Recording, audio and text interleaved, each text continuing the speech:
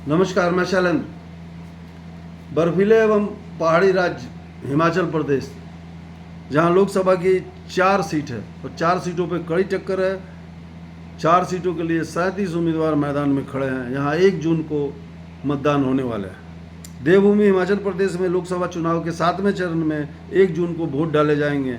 यहाँ की 4 लोकसभा सीट और 6 विधानसभा सीटों पर उपचुनाव के लिए एक साथ मतदान होगा। हिमाचल प्रदेश में 4 लोकसभा और 68 विधानसभा सीट हैं। हिमाचल की 4 लोकसभा सीट के लिए 37 उम्मीदवार मैदान में खड़े हैं, जबकि 6 विधानसभा सीट पर होने वाले उपचुनाव के लिए 25 उम्मीदवार मैदान में हैं। धर्मशाला, लाहौल स्पीति, सुजानपुर, बरसर और गगरेट विधानसभा सीट पर उपचुनाव होने वाले हैं। आइए लोकसभा चुनाव की 4 सीटों के बारे में बात करते हैं। कांगड़ा लोकसभा सीट।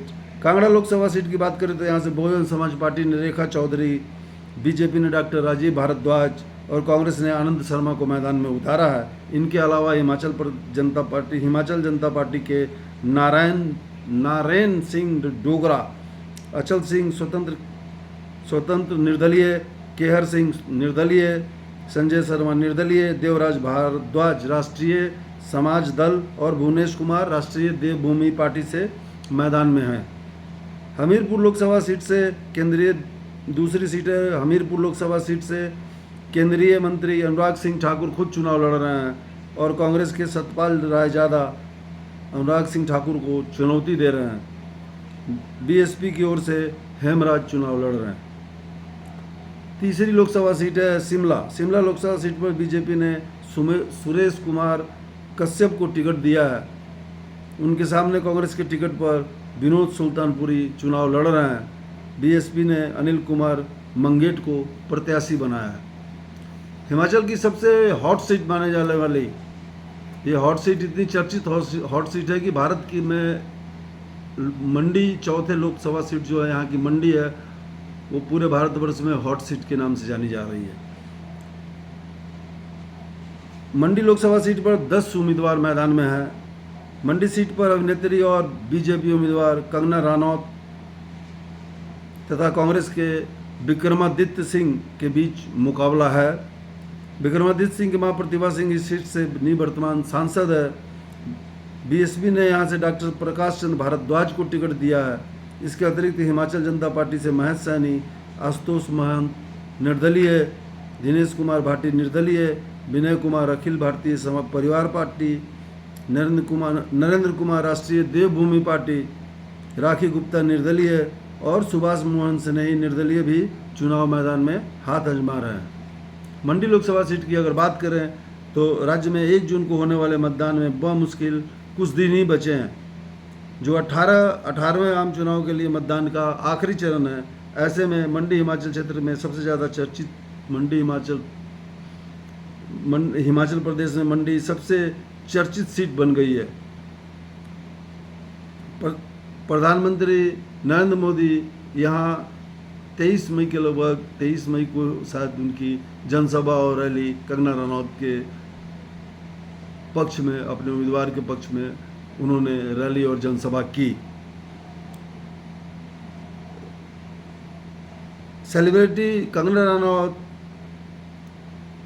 जो कि वहाँ से भाजपा की उम्मीदवार है, पहले से ही कांग्रेस उम्मीदवार विक्रमादित्य सिंह, राज्य के पीडब्ल्यूडी मंत्री और पूर्ववर्ती राज्य रामपुर बुसर के शाही परिवार के वंशज के साथ पूरी तरह से झगड़े में हैं। कंगना और विक्रमादित्य सिंह के बीच जुबानी जंग इतनी बढ़ गई है कि अब इस शांत राज्य में निजी हमले आम बात हो गए हैं। यह पहली बार है जब राज्य में चुनाव प्रचार किसी मुकाबले से बढ़कर युद्ध के स्तर तक पहुंच गया है। अपने विद्रोही रुख के लिए मशहूर कंगना विक्रमादित्य सिंह को एक शहजादा राजकुमार कहती है, जो अपनी व्यक्तिगत पहचान के बजाय अपने पिता की विरासत का हवाला देकर मतदाताओं को लुभाने की कोशिश कर रहे हैं। जो 6 बार मुख्यमंत्री और रामपुर बुसहर शहर के राजा रहे हैं, वो वंशवाद की राजनीति पर भी उनसे सवाल करती है। मैं आज यहाँ खड़ी हूँ, वह कहती है कंगना रनौत कि मैं आज यहाँ खड़ी हूँ, मेरा अपना नाम है, मैंने पद्मश्री और 4 राष्ट्रीय फिल्मफेयर पुरस्कार अर्जित किया है, मैं एक प्रशंसित अभिनेत्री और फिल्म निर्माता हूँ। पूर्व मुख्यमंत्री के बेटे के अलावा आपकी क्या हैसियत है, विक्रमादित्य से वो पूछती है। उन्होंने उन्होंने यहाँ तक कि मंडी के एक भू आबद्ध क्षेत्र पांगी में अपनी चुनावी रैली में ये बात कही। इससे पहले उन्होंने राहुल गांधी को बड़ा पप्पू और विक्रमादित्य सिंह को छोटा पप्पू तक कह दिया। विक्रमादित्य सिंह ने हिमाचल प्रदेश में किए गए अपने योगदान पर भी सवाल उठाए। जब राज्य प्राकृतिक आपदाओं का सामना कर रहा था तो आप कहाँ थे?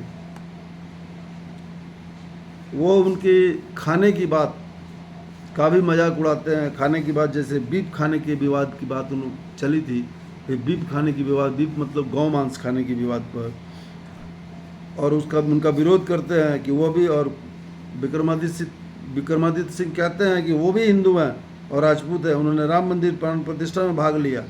मुझे मोहतरमा मैडम को बताना चाहिए कि मेरे पिता वीरभद्र सिंह थे, जिन्होंने राज्य में धर्मांतरण के खिलाफ कानून बनाया था। उन्होंने मंदिरों के रख रखाव के लिए उदार अनुदान दिया था। कुल्लू में देव सदन उन्हीं की देन है। वे कहते हैं कि अपने दर्शकों से जय श्री राम के नारे लगाने के लिए भी वो कहते हैं। हाल ही में तिब्बती आध्यात्मिक नेता दलाई लामा पर उनके पुराने ट्वीट के कारण स्पीति के काजा में उनके खिलाफ, कंगना के खिलाफ बड़े विरोध प्रदर्शन हुए थे जब वो वहाँ चुनाव करने के लिए पहुंची थी। बाद में भाजपा ने कंगना के अभियान में बाधा डालने और विरोध करने के लिए कांग्रेस के खिलाफ भारत के चुनाव आयोग से शिकायत भी की थी। विक्रमादित्य सिंह ने उनसे स्थानीय पारंपरिक परिधानों के बारे में भी पूछा, जो वो विभिन्न क्षेत्रों में जाते समय पहनती है, और ये सुनिश्चित करती है कि स्थानीय महिलाओं की तरह ही कपड़े पहने। यहाँ तक कि उनकी टीम भी उनके दौरे के दौरान उनके साथ रहती है ताकि उनकी उपस्थिति और भाषणों को ध्यान में रखा जा सके। कांग्रेस उम्मीदवार ने कहा कि उन्हें कंगना को जयराम ठाकुर, पूर्व सीएम, 1 महीने की शूटिंग के लिए मंडी लेकर आए हैं। शूटिंग खत्म होने के बाद वह मुंबई वापस चली जाएगी। साथ ही उन्होंने कंगना को कपिल शर्मा के टीवी लाफ्टर शो का किरदार भी बताया। विक्रमादित्य सिंह ने मजाक उड़ाते हुए कहा कि मंडी से पैकअप करने के बाद मैडम जल्द ही अपना खुद का लाफ्टर शो भी शुरू कर देगी। फिर भी इस निर्वाचन क्षेत्र में कड़ी टक्कर होने वाली है। भाजपा ने कंगना के पीछे पूरी ताकत झोंक दी है, जो फिल्म उद्योग में अपनी पहचान बनाने के बाद अपने गृह राज्य में अपना नया राजनीतिक कैरियर बना रही है। दोनों ही प्रचार में सोशल मीडिया का भरपूर इस्तेमाल कर रहे हैं। यह सीट राज परिवार के लिए भी महत्वपूर्ण है, क्योंकि वीरभद्र सिंह 1971 से लेकर 1984 में मुख्यमंत्री बनने से पहले 3 बार यहाँ से निर्वाचित हुए थे। और विक्रमादित्य सिंह की मां प्रतिभा सिंह, जो पीसीसी अध्यक्ष भी है, ने भी मंडी से ही अपना राजनीतिक जीवन शुरू किया था और 2004 में पहली बार यह सीट जीती थी। यह 3 बार सांसद रह चुकी है। 2021 के उपचुनाव में उनकी जीत उल्लेखनीय है, जब राज्य में भाजपा सत्ता में थी और चुनाव वीरभद्र सिंह के निधन के कुछ ही महीने बाद हुए थे। देखिए आगे क्या होता है। 4 सीट लोकसभा की इतनी महत्वपूर्ण हो चुकी है भाजपा के लिए कि उन्होंने उस 4 सीटों पर जी जान लगा दिया है, पूरी की पूरी ताकत झोंक दी है। 300 और 400 के नारा को पार करने का नारा देने वाली भाजपा 4 सीटों के लिए पूरी की पूरी ताकत झोंक दी है। आने वाला समय बताएगा, 4 जून को ही पता चलेगा इन 4 सीटों पे कांग्रेस भारी पड़ती है या भाजपा। धन्यवाद।